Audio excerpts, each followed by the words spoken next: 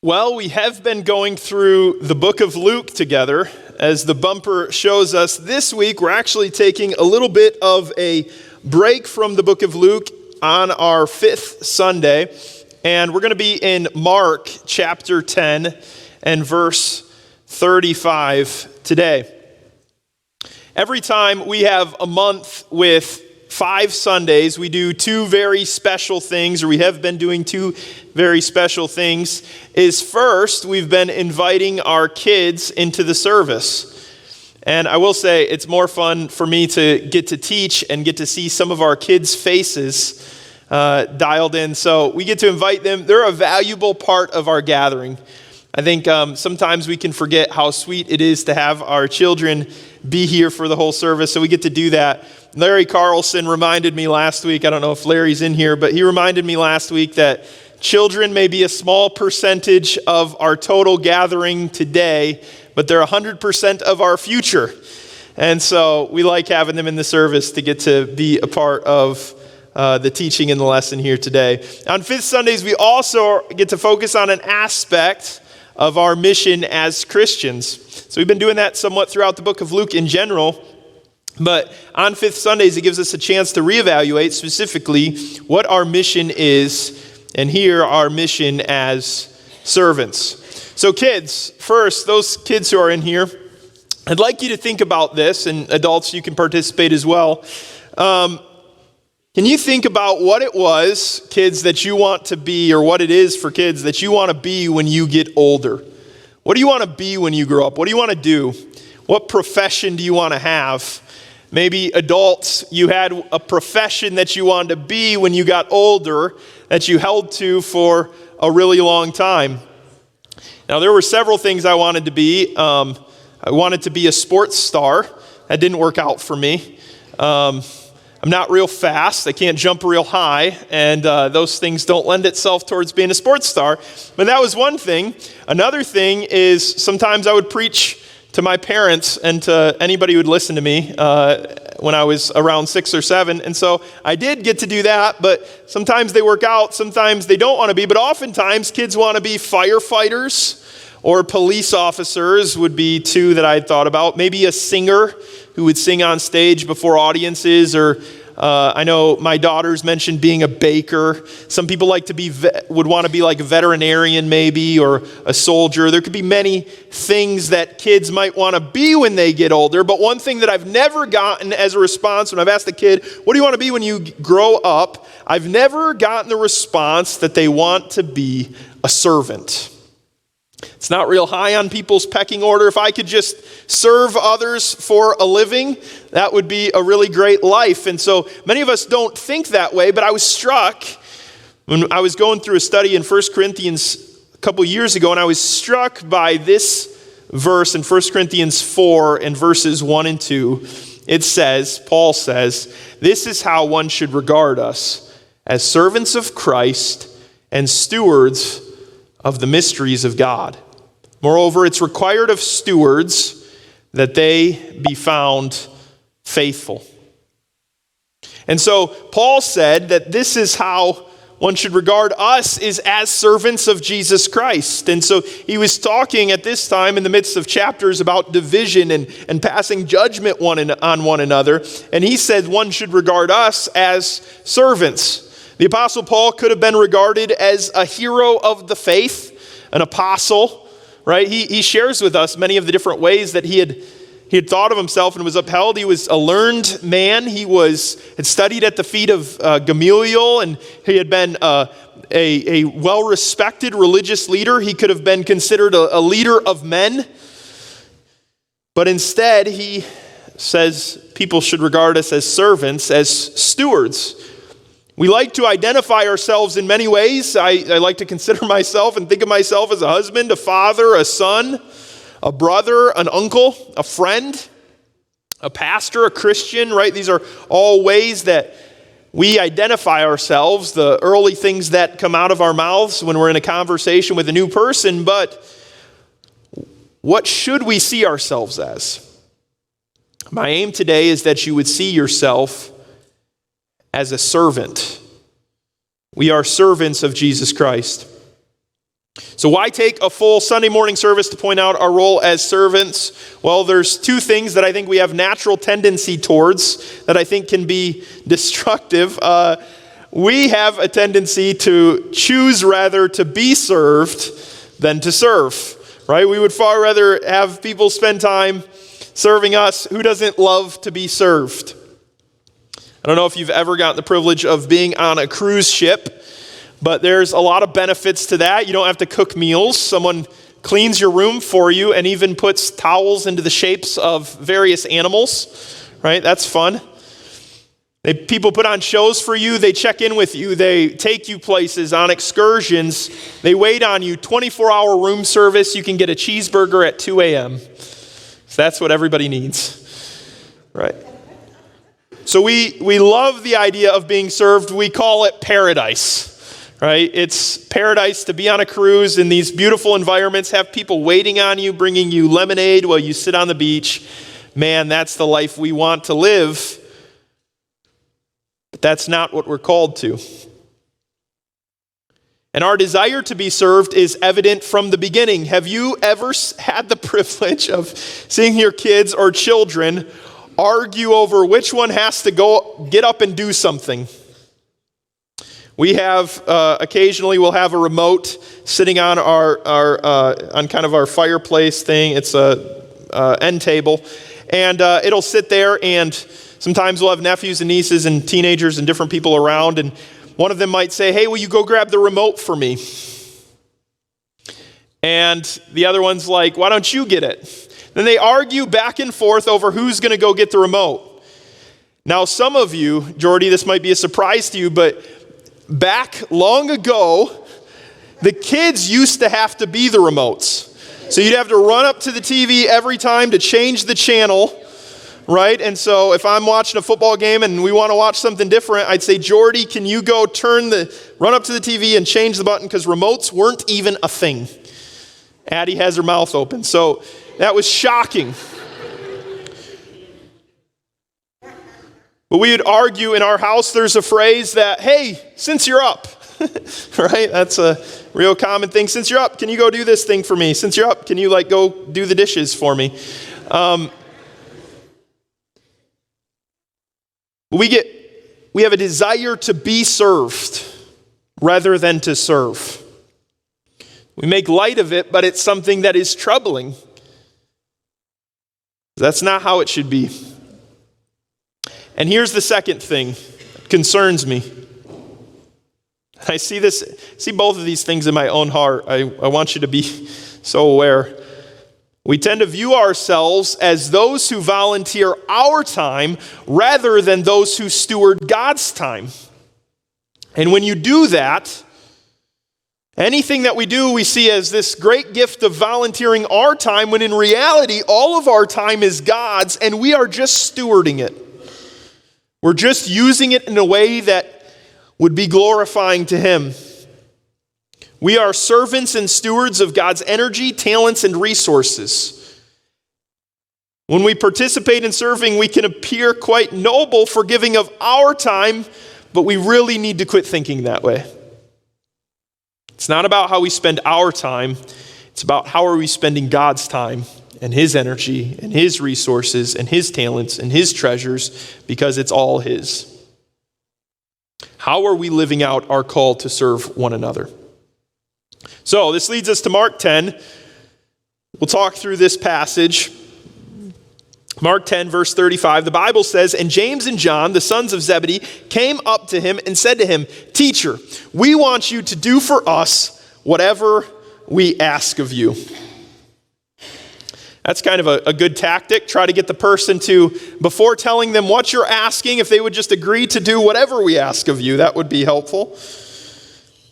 And he said to them, "What do you want me to do for you?" And they said to him, "Grant us to sit, one at your right hand and one at your left, in your glory." Jesus said to them, "You do not know what you're asking. Are you able to drink of the cup that I drink of, or to be baptized with the baptism with which I am baptized?" And they said to him, "We're able." And Jesus said to them, "The cup that I drink, you will drink. And with the baptism with which I am baptized, you will be baptized. But to sit at my right hand or at my left is not mine to grant, but it is for those for whom it has been prepared." And when the 10 heard it, they began to be indignant at James and John.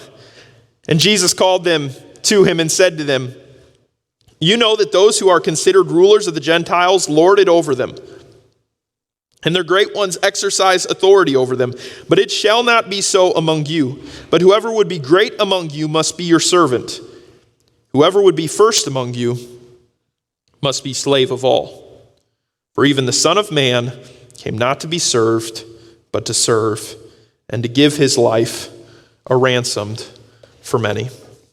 So there's a few key components, and we won't be real long today, but there's a few key components that we want to look at throughout this passage that gives us insight into our roles as servants. The first thing that I want us to notice is the request. There's a request that goes on here from James and John, and the request is, "Exalt us in glory with you." Right? He says in verse 37, "Grant us one to sit at your right hand and one at your left in your glory." We want to be as close to you as possible. We want to be with you, exalted in glory. Those would have been coveted positions, the idea of being right at the right hand and the left hand of God exalted. The disciples' request makes total sense in a lot of people's minds. I thought of the quote by Wayne Gretzky that says, "You miss 100% of the shots you never take." So you might as well take a shot at seeing if God will let you be the ones at his right hand and left hand in glory. One could call them ambitious, or maybe they're opportunists. They would make great Americans. If Jesus would have said yes, there could have been a story written on these disciples of a rags to riches, them going from being fishermen to being exalted with Jesus. You could picture the headline of "Poor ambitious fishermen become second in command over all the kingdom," right? It would be a cool story. But there's problems with their request. There's selfishness evident in their request. Being with Christ and being with him, and they're thinking about their own position. There's a measure of pride or a greedy heart that's kind of deep in their hearts. But I think one of the biggest issues with what the disciples, what James and John specifically were requesting, is that they failed to see the beauty of Jesus condescending to us. They were failing to be a follower of Jesus in that moment. See, Jesus had been condescending all throughout the book of Mark up until this point. We see him serving people, and we see that constantly from Jesus' life. We see him feeding and serving and healing a boy who's got an unclean spirit, and helping this rich young man where he's, again, teaching the implications of the kingdom, and he's serving people, and he's dealing with the rejection and the pain that comes with that oftentimes. And in the midst of seeing this example of Jesus' service, the disciples respond by asking to have these coveted positions at the right and at the left of God. They weren't wanting to serve in that way. They were wanting to be exalted at the very least. They failed to see the beauty of what Jesus was accomplishing. See, it's crazy. You know, we think about Jesus taking time out of his day and energy and what he had such a brief period on this earth to heal a boy. And the condescending that took place, and even an adult man to take time to interact with this boy during these historic or ancient times. But really, the condescending of Jesus, where he stooped to a low estate, happened before that, in that he would ever consider to be man. That God would ever for a moment consider robing himself in humanity to bring about the salvation of the world. That Christ had deserved such high exaltation, and yet he brought himself to be so low. He humbled himself even to the point of dying on a cross in a shame-filled way. The disciples identify Jesus as glorious because they wanted to sit next to him in the moment when he's reigning and ruling, but they didn't understand that to accept Jesus' way would be a way of servanthood. Asking to be exalted is far easier than serving. I think we're guilty of this in our own lives. We often are looking away to find We're guilty of looking ways to find around true service. And so I think about this as it comes to just even our preferences. When we look for a church, we're looking for a church that checks every box with people who feel or look like me. And we often make it ceasing to be about, we allow it to cease being about what we can provide to the body of Christ and more about what this could provide for me in an experience of sitting in the pew for an hour. In our marriage, we can often pursue a spouse that makes us happy, and that's a good thing, and our spouses do often make us happy. But so often, God uses our marriages far more to bring about our holiness.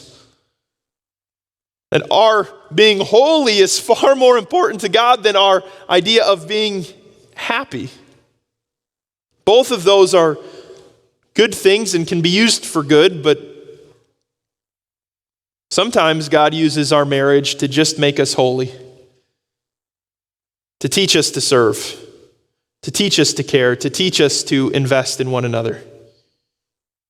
We want relationships that speak of Christ and that proclaim the gospel, but often we don't like to put in the work. We don't like to serve in those relationships. We often look for easy paths and run from what it means to serve. Now, being a part of a church family should be a good gift, and being a part of a marriage and a relationship, all of those things should be good. But if we're simply in these types of relationships to draw benefit from ourselves without ever serving the other one in the relationship with you, if we're parenting or grandparenting with the idea that we're going to be served rather than to serve, man, that's a false perception, and it will be destructive. The path to being like Jesus is a path of service. So we get the response from Jesus here in verse 38. We had the request, now we have the response, and Jesus' response is, you don't know what you're asking. You don't know what you're asking. Are you able to drink of the cup that I drink, or to be baptized with the baptism which I have been baptized with? You know, it's so interesting. Jesus, all the things that he was about to endure, and he was about to stand before the wrath of God on our behalf. And when he asks them, are you willing to go through what I'm going to drink of the cup that I'll drink, to be baptized with the baptism that I received? They look at each other, it seems, and say, yes. As if they had no idea maybe what they were signing up for with that. Jesus would go on to say that the cup that I drink, you will drink, and the baptism with which I am baptized, you will be baptized. But to sit at my right hand and at my left is not mine to grant. It's for those for whom it's been prepared.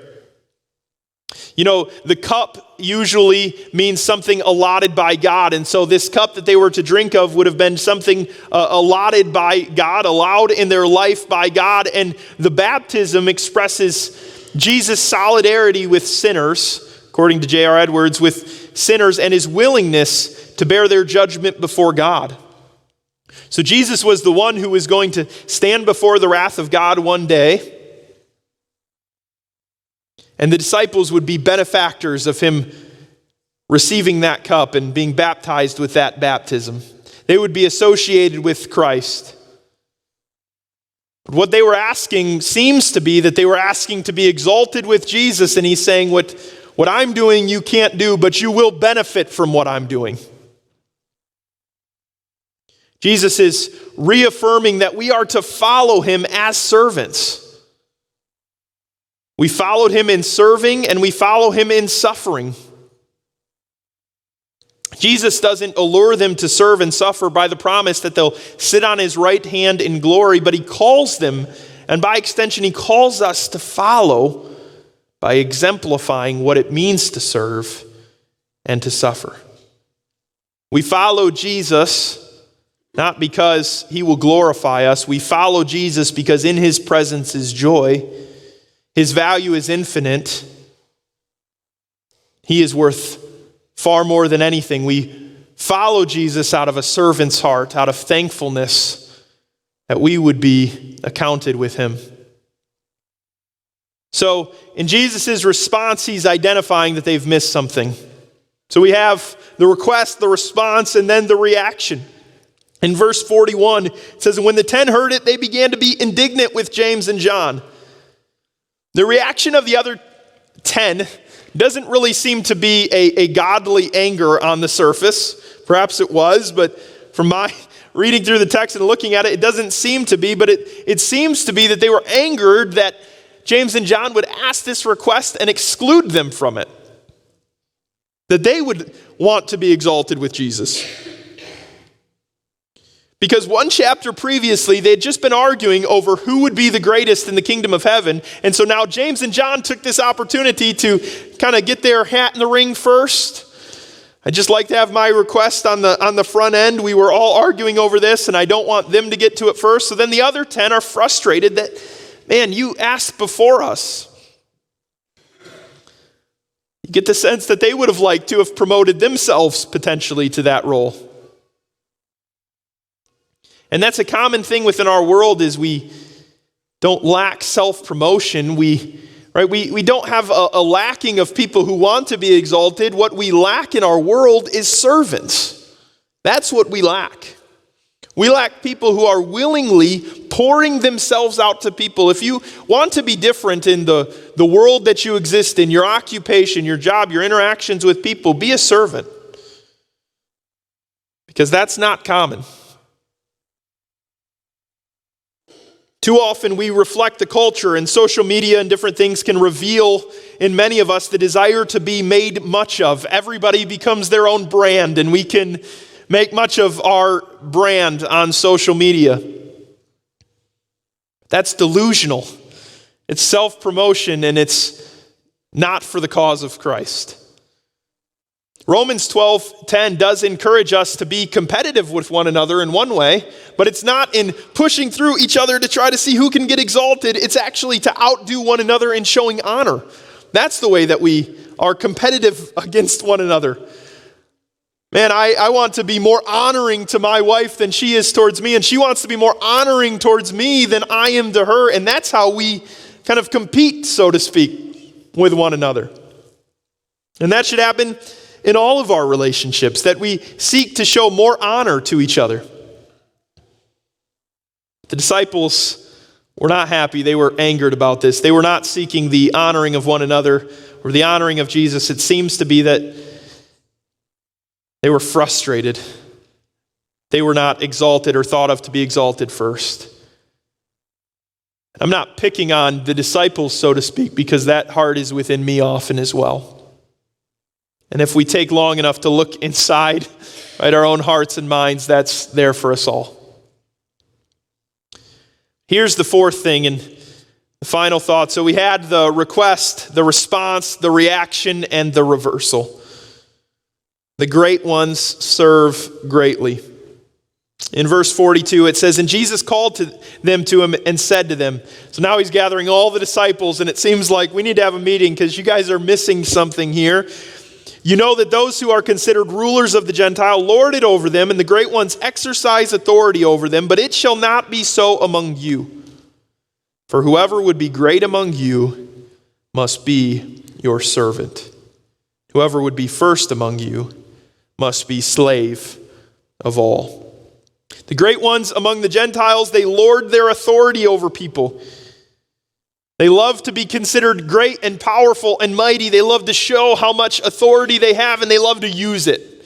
Man, if I could just use my authority each day to make my life better or my name more prominent, that's how many of the unbelievers would lord over things today. When I first considered this topic a few years ago, it was interesting. It was in the wake of these stories of politicians who didn't follow their own executive orders during COVID. So they had made executive orders, and then they didn't abide by the own orders that they had made. And so they loved lording their authority over others. But then when it came time for them to be accountable for their own decisions and laws and orders that they had made, they were nowhere to be found, right? And that's how an unbeliever, somebody apart from Christ, would live, that they would like to put their authority and boss people around and tell them what to do, but they're not servants. We call them civil servants, but often we can miss that. Here Jesus reveals a mystery. To be great, you must become lowly. The great ones among Christians are servants and slaves to all. I think we would quickly state that we would love to be great in whatever way, that sounds like a good thing. To be great, be a servant. Jesus, the greatest being to ever be, the God-man himself, he was great and he condescended greatly. He made himself low. So that's what we aspire to as a church. We aspire to servanthood, to love our spouse as a servant, to love one another as servants, to forgive one another because we're here to serve. And if we can forgive and they ask for forgiveness, we forgive because we're servants of Christ and servants of one another. We humble ourselves because we serve, right? And it takes humility to serve. We honor one another by our service. We seek good for one another by saying, can I help you? Can I serve you in some way? Let me do that. We strive for unity in the body. And in part, we do this by serving one another. So how could this be true? What is the basis for this at the end of the day? How do we know that the path to greatness is through servanthood? And we've already alluded to it, because Christ himself came to serve. And this is really the grounding for his whole point. For even the Son of Man came not to be served, but to serve and to give his life a ransom for many. Who do you think you are, right? If Jesus came to serve, who do we think we are that we would be too good to serve somebody, right? If Jesus himself, the God of the world, the one who all nations and tribes and tongues will bow before, if he was willing to wash feet, shouldn't we? That's not to be harsh or critical. This is really, again, my own, what is it in me that would grind against service? Because if I'm going to be like Jesus, then I should be a servant. With all of my time, with all of my treasure, with all of my talents, with all of my resources, I should serve. The most glorious being has stooped down to serve his lowly created beings. How much more should we serve one another? I have a couple of thoughts, just by way of practical application. If God leads you to do whatever he's leading you to do in your relationships or with others, that's great. So take that. I don't want to in any way prevent what the Holy Spirit is doing in your own heart and mind, and so do those things. I also want you to know that within our current church body, there are ways to serve. Our mission as a church is to be dependent on God's Spirit and gifting, equipping us to share the gospel and to serve one another. And we have ministries in Jackson that some are a part of, whether it's something like the Interfaith Shelter or the Center for Women, or we do things like OCC that you could be a part of. We have other ways of how we consider serving through, whether it's adoption or caring for widows or shut-ins or whatever. Any of those ways of serving would be, just amazing gifts. Amazing ways of honoring others. But in your bulletin, I shared a form with you that has some of the ministries of our church. Again, whether it's helping out with kids or youth, or serving shut-ins, or helping in worship, or welcoming people, right? These are all things that we do tie back to Scripture. We need people who care and love and are willing to pour themselves out for others. This is not in the advance of anything other than the cause of Christ is our goal, that Jesus would be glorified. And so I would encourage you, will you take that insert and will you fill out that form? Will you consider ways to serve? if you have a different way to serve, right? Many of you are already involved in so many ministries, and maybe the concern more is you'd neglect your family. Don't do that, right? But if you have a way to serve that God has been leading you, can I encourage you just to fill that out and to give it to an usher in the back? There's no peer pressure or anything with that. If you'd like to just take it home and pray about it and seek the Lord's face about ways you can be a servant, if there's ways outside of the church that you'd like to serve or are interested in, and man, I'd love to talk with you about those things. That's amazing. I would like you to consider, how am I serving? That you would consider, whether it's ways listed there or ways apart from that, that you would be considered a servant. My question isn't how much do you serve or what. I don't really care to follow up on any of that, but my desire is to ask you, are you defined by being a servant? Could you describe yourself as Paul did, as a servant of Jesus Christ and a steward of his ministry? Let me read one final 2 verses here, then I'll close. 1 Peter 4:10-11. He says, each of you should give us whatever gift you have received to serve others, as faithful stewards of God, of his grace in its various forms. If anyone speaks, they should do so as one who speaks the very words of God. If anyone serves, that they should do so with strength God provides, so that in all things God may be praised through Jesus Christ. To him be the glory and power forever and ever. Amen. My final encouragement is, as you consider a life of service, perhaps that's what you've been doing. And I just encourage you to not be weary in well-doing, to continue to serve. Perhaps you've served somebody and it's not worked out for you, and you've said to yourself the phrase, no good deed goes unpunished, or something like that. And I encourage you to be faithful to continue to serve as God would have you. And he will use it to glorify himself. The John Rock